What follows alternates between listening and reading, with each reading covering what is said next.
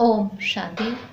25/1/21 की साकार वाणी। बाबा बोले, मीठे बच्चे, बाप की श्रीमत से तुम मनुष्य से देवता बनते हो, इसलिए उनकी श्रीमत का शास्त्र है सर्व शास्त्र शिरोमणि श्रीमद् भगवद गीता। प्रश्न: सतयुग में हर चीज अच्छे से अच्छी सत्व प्रधान होती है, क्यों? उत्तर: क्योंकि वहाँ मनुष्य सत्व प्रधान है। जब मनुष्य अच्छे हैं तो सामग्री भी अच्छे हैं, और मनुष्य बुरे हैं तो सामग्री भी नुकसानकारक है। सत्व प्रधान सृष्टि में कोई भी वस्तु अप्राप्त नहीं है, कुछ भी कहीं से मांगना नहीं पड़ता। ओम शांति। बाबा इस शरीर द्वारा समझाते हैं।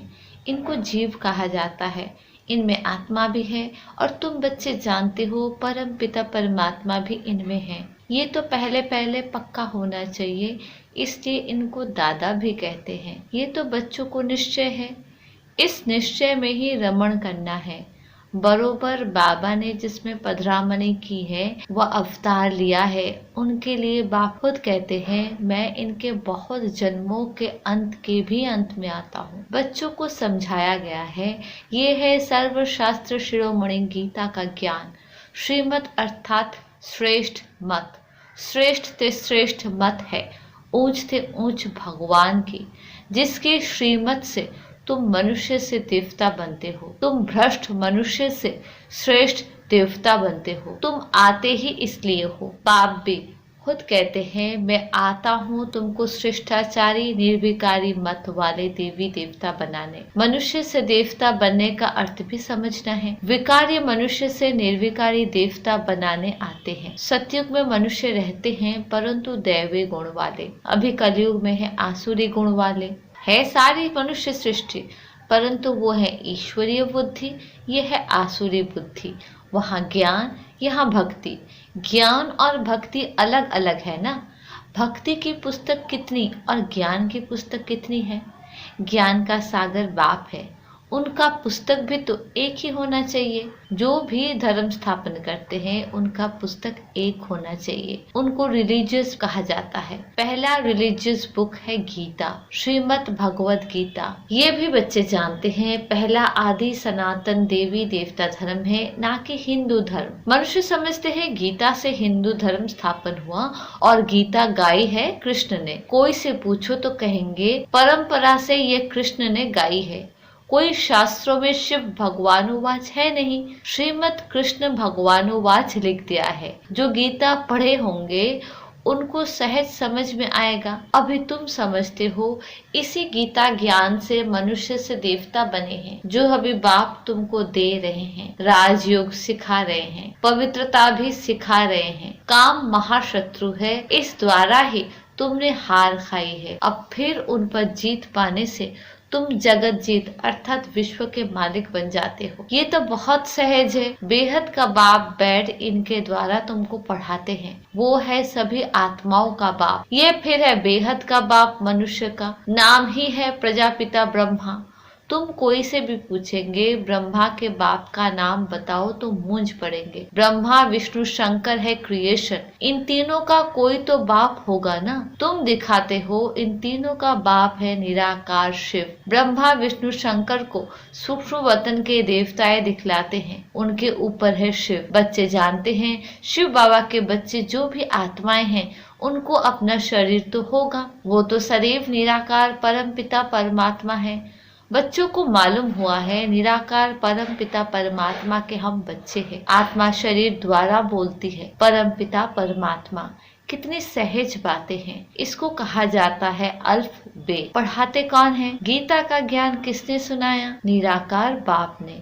उन पर कोई ताज आदि है नहीं। वो ज्ञान का सागर बीज रूप चैतन्य है। तुम भी चैतन्य आत्माएं हो ना। सभी झाड़ों के आदि मध्य अंत को तुम जानते हो। भल माली नहीं हो, परंतु समझ सकते हो कैसे बीज डालते हैं, उनसे झाड़ निकलते हैं। वो तो है जड़ झाड़, यह है चैतन्य। तुम्हारी आत्मा में ज्ञान है, और कोई की आत्मा में ज्ञान होता नहीं। बाप चैतन्य मनुष्य सृष्टि का बीज रूप है, तो झाड़ भी मनुष्य का होगा। ये है चैतन्य क्रिएशन। बीज और क्रिएशन में फर्क तो है ना। आम का बीज डालने से आम निकलता है, फिर झाड़ कितना बड़ा होता है।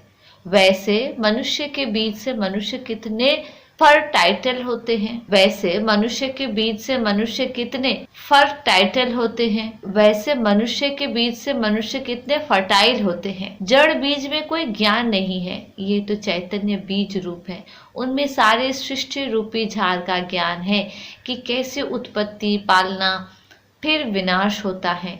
ये बहुत बड़ा झाड़ खलास हो, फिर दूसरा नया झाड़ कैसे खड़ा होता है, ये है गुप्त।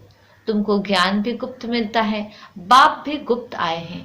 तुम जानते हो यह कलम लगा रहा है, अभी तो सब पतित बन गए हैं। अच्छा, बीज से पहले पहले नंबर में जो पत्ता निकला वो कौन था? सतयुग का पहला पत्ता तो कृष्ण को ही कहेंगे, लक्ष्मी नारायण को नहीं। नया पत्ता छोटा होता है, पीछे बड़ा होता है, तो इस बीज की कितनी महिमा है। ये तो चैतन्य है ना। फिर पत्ते भी निकलते हैं, उन्हों की महिमा तो होती है। अभी तुम देवी देवता बन रहे हो, दैवी गुण धारण कर रहे हो। मूल बात ही ये है कि हमको दैवी गुण धारण करने हैं, इन जैसा बनना है। चित्र भी है, ये चित्र ना होते तो बुद्धि में ज्ञान ही नहीं आता। ये चित्र बहुत काम में आते हैं। भक्ति मार्ग में इन चित्र की भी पूजा होती है और ज्ञान मार्ग में इन चित्रों से तुमको ज्ञान मिलता है कि ऐसे बनना है। भक्ति मार्ग में ऐसे नहीं समझते कि हमको ऐसा बनना है। भक्ति मार्ग में मंदिर कितने बनते हैं? सबसे जास्ती मंदिर किसके होंगे? जरूर शिव बाबा के होंगे, तो बीज रूप है। फिर उसके बाद पहले क्रिएशन के मंदिर होंगे। पहली क्रिएशन ये लक्ष्मी नारायण है। शिव के बाद इनकी पूजा सबसे जास्ती होती है। माताएं तो ज्ञान देती है, उनकी पूजा नहीं होती, वो तो पढ़ाती है ना। बाप तुमको पढ़ाते हैं, तुम किसकी पूजा नहीं करते हो? पढ़ाने वाले को भी अभी पूजा नहीं कर सकते। तुम जब पढ़कर फिर अनपढ़ बनेंगे तब फिर पूजा होगी। तुम सो देवी देवता बनते हो, तुम ही जानते हो। जो हमको ऐसा बनाते हैं उनकी पूजा होगी, फिर हमारी पूजा होगी नंबर 1। फिर गिरते गिरते 5 तत्व की भी पूजा करने लग पड़ते हैं। शरीर 5 तत्व का है ना, 5 तत्व की पूजा करो या शरीर की करो, एक हो जाती। ये तो ज्ञान बुद्धि में है। ये लक्ष्मी नारायण सारे विश्व के मालिक थे। इन देवी देवताओं का राज्य नई सृष्टि पर था, परंतु वो कब था ये नहीं जानते। लाखों वर्ष कह देते हैं। अब लाखों वर्ष के बाद तो कभी किसकी बुद्धि में रह न सके। अभी तुमको स्मृति है, हम आज से 5000 वर्ष पहले आदि सनातन देवी देवता धर्म के थे। देवी देवता धर्म वाले फिर और धर्म में कन्वर्ट हुए हैं। हिंदू धर्म कह नहीं सकते, परंतु पतित होने कारण अपने को देवी देवता कहना शोभता ही नहीं। अपवित्र को देवी देवता कह न सके। मनुष्य पवित्र देवियों की पूजा करते हैं तो जरूर खुद अपवित्र है, इसलिए पवित्र के आगे माथा झुकाना पड़ता है। भारत में खास कन्याओं को नमन करते, कुमारों को नमन नहीं करते, फीमेल को नमन करते हैं। मेल को नमन क्यों नहीं करते? क्योंकि इस समय ज्ञान में पहले माताओं को मिलता है, बाप इनमें प्रवेश करते हैं। ये भी समझते हो बरोबर, ये ज्ञान की बड़ी नदी है। ज्ञान नदी भी है, फिर पुरुष भी है। ये है सबसे बड़ी नदी। ब्रह्मपुत्र नदी है सबसे बड़ी, जो कलकत्ता तरफ सागर में जाकर मिलती है। मेला भी वहाँ लगता है, परंतु उनको पता नहीं है कि ये आत्माओं और परमात्मा का मेला है। ये तो पानी की नदी है जिस पर नाम ब्रह्मपुत्र रखा है। उन्होंने तो ब्रह्म ईश्वर को कहा हुआ है, इसलिए ब्रह्मपुत्र को बहुत पावन समझते हैं। बड़ी नदी है तो पवित्र भी वो होगी। पतित पावन वास्तव में गंगा को नहीं ब्रह्मपुत्र को कहा जाए। मेला भी इनका लगता है। ये भी सागर और ब्रह्मा नदी का मेला है। ब्रह्मा द्वारा एडॉप्शन कैसे होता है, ये गुह्य बातें समझने की है, जो प्राय लोप हो जाती है। ये तो बिल्कुल सहज बात है ना। भगवान उवाच, मैं तुमको राजयोग सिखलाता हूँ, फिर ये दुनिया ही खलास हो जाएगी, शास्त्र आदि कुछ भी नहीं रहेंगे। फिर भक्ति मार्ग में ये शास्त्र होते हैं, ज्ञान मार्ग में शास्त्र होते नहीं। मनुष्य समझते हैं ये शास्त्र परंपरा से चले आते हैं, ज्ञान तो कुछ है नहीं। कल की आयु ही लाखों वर्ष कह दी है, इसलिए परंपरा कह देते हैं। इनको कहा जाता है अज्ञान अंधियारा। अभी तुम बच्चों को ये बेहद की पढ़ाई मिलती है, जिससे तुम आदि मध्य अंत का राज समझा सकते हो। तुमको इन देवी देवताओं की हिस्ट्री ज्योग्राफी का पूरा पता है। ये पवित्र प्रवृत्ति मार्ग वाले पूज्य थे, अभी पुजारी पतित बने हैं। सतयुग में है पवित्र प्रवृत्ति मार्ग, यहाँ कलयुग में अपवित्र प्रवृत्ति मार्ग है। फिर बाद में निवृत्ति मार्ग होता है, वो भी ड्रामा में है। उसको संन्यास धर्म कहा जाता है। घर बार का संन्यास कर जंगल में चले जाते हैं, वो है हद का संन्यास। रहते तो इस पुरानी दुनिया में ही है ना। अभी तुम समझते हो हम संगम युग पर है, फिर नई दुनिया में जाएंगे। तुमको तिथि तारीख सेकंड सहित सब मालूम है। वो लोग तो कल्प की आयु ही लाखों वर्ष कह देते हैं, इनका पूरा हिसाब निकाल सकते हैं। लाखों वर्ष की तो बात कोई याद भी न कर सके। अभी तुम समझते हो बाप क्या है, कैसे आते हैं, क्या कर्तव्य करते हैं। तुम सबके ऑक्यूपेशन को, जन्म पत्र को जानते हो। बाकी झाड़ के पत्ते तो ढेर होते हैं, वो गिनती थोड़ी कर सकते हैं। इस बेहद सृष्टि रूपी झाड़ के कितने पत्ते हैं? 5000 वर्ष में इतने करोड़ हैं, तो लाखों वर्ष में कितने अनगिनत मनुष्य हो जाए। भक्ति मार्ग में दिखाते हैं, लिखा हुआ है सतयुग इतने वर्ष का है, त्रेता इतने वर्ष का है, द्वापर इतने वर्ष का है।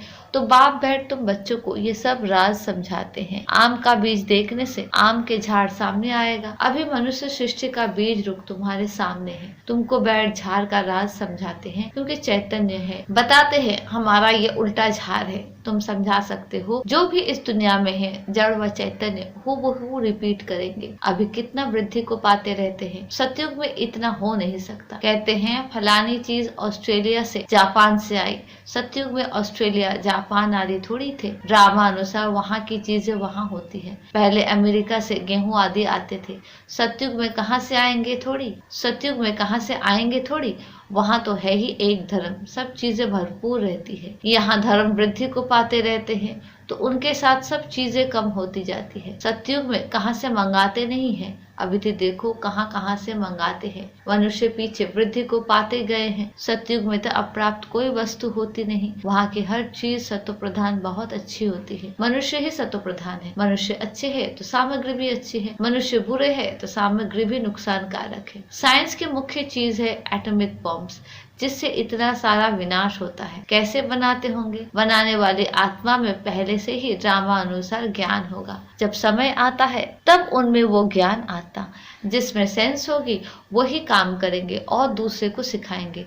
कल्प कल्प जो पार्ट बजाया है वही बजता रहता है। अभी तुम कितने नॉलेजफुल बनते हो, इनसे जास्ती नॉलेज होती नहीं। तुम इस नॉलेज से देवता बन जाते हो। इससे ऊंच कोई नॉलेज है नहीं। वो है माया की नॉलेज, जिससे विनाश होता है।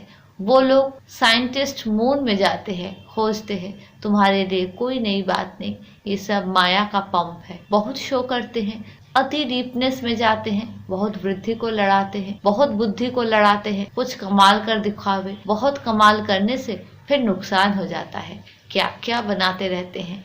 बनाने वाले जानते हैं इनसे ये विनाश होगा। अच्छा, मीठे मीठे सिकिला दे बच्चों प्रति माता पिता बाप दादा का याद प्यार गुड मॉर्निंग। रूहानी बाप की रूहानी बच्चों को नमस्ते। हम रूहानी बच्चों की रूहानी बाप को नमस्ते नमस्ते नमस्ते। धारणा के लिए मुख्य सार, पहली पॉइंट, गुप्त ज्ञान का सिमरन कर हर्षित रहना है। देवताओं के चित्र को सामने देखते उन्हें नमन बंदन करने के बजाय उन जैसा बनने के लिए दैवी गुण धारण करने हैं। दूसरी पॉइंट, सृष्टि के बीज रूप बाप और उनके चैतन्य क्रिएशन को समझ नॉलेजफुल बनना है। इस नॉलेज से बढ़कर और कोई नॉलेज नहीं हो सकती। इसी नशे में रहना है। वरदान, जिम्मेवारी संभालते हुए आकारी और निराकारी स्थिति के अभ्यास द्वारा साक्षात्कार मूर्त भव। जैसे साकार रूप में इतनी बड़ी जिम्मेवारी होते हुए भी आकारी और निराकारी स्थिति का अनुभव कराते रहे, ऐसे फॉलो फादर करो। साकार रूप में फरिश्तापन की अनुभूति कराओ। कोई कितना भी अशांत व बेचैन घबराया हुआ आपके सामने आए, लेकिन आपकी एक दृष्टि, वृत्ति और स्मृति की शक्ति उनको बिल्कुल शांत कर दे। व्यक्त भाव में आए और अव्यक्त स्थिति का अनुभव करे, तब कहेंगे साक्षात्कार मूर्त। स्लोगन, जो बच्चे रहमदिल हैं उन्हें देह व देह अभिमान की आकर्षण नहीं हो सकती। अच्छा, ओम शांति।